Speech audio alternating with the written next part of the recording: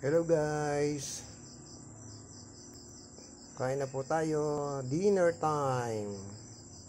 Ito po ang aming ulam ngayong hapong ito. Sa aming dinner ni Father, bangos, gulay at may sawsawang patis at sili po.